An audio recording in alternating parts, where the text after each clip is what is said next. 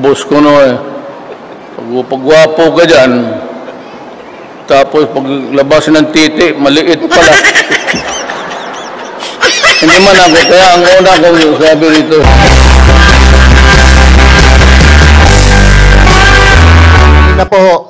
Kanina pa ako nakikinig. Ang pinag-uusapan yung tungkol sa suka. As a matter of fact po, kagabi nag-uusap kami mag-asawa, bakit ganun? Bakit ganun silang kabastos?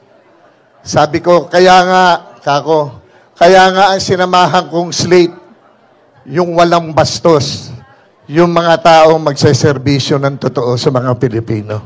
Ang PDP Laban Slate.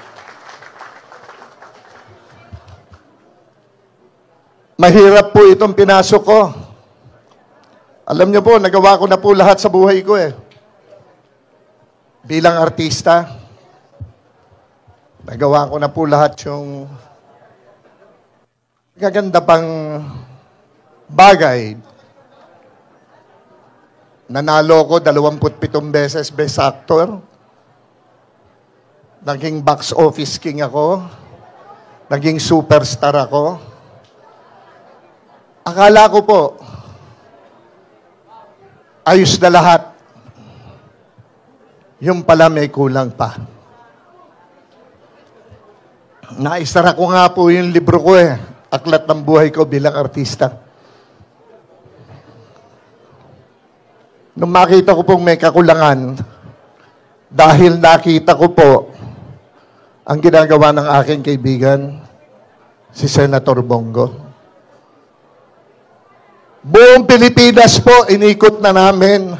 Mag-aanim na taon na ho kaming umiikot. Sa kaduluduluhan po ng Pilipinas, dulot-dulo.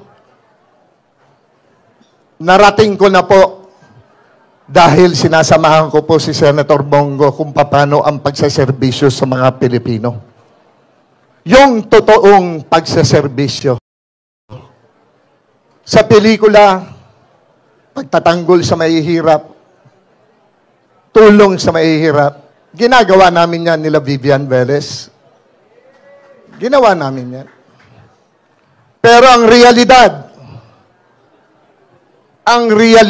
ay ito. Itong nangyayaring kahirapan talaga sa mga mahihirap. I have seen the poorest of the poor all over the Philippines.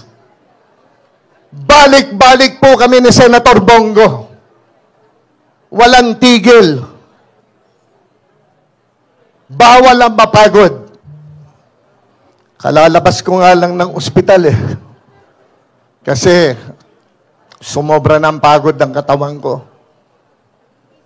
Pero pinilit ko pong dumating ngayong gabing ito. Ngayong araw na ito dito. Dahil I will not miss this. Like what I said, nasara ko ang aklat ng buhay ko bilang artista. Meron akong isa pang hindi nagagawa.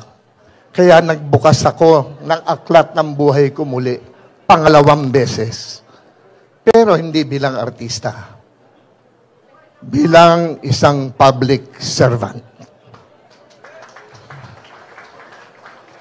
This is my last hurrah. And I want to give it all. Ang magagiting ko pong mga kasama, abogado, ako hindi. Meron mga kandidatong, mga kasama natin sa PDP, mga doktor, ako hindi. Meron mga engineer, ako po hindi.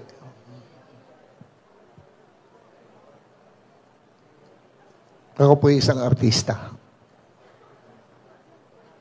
Pero ako yung artistang magiging epektibong maglingkod at magserbisyo sa sambayanang Pilipino.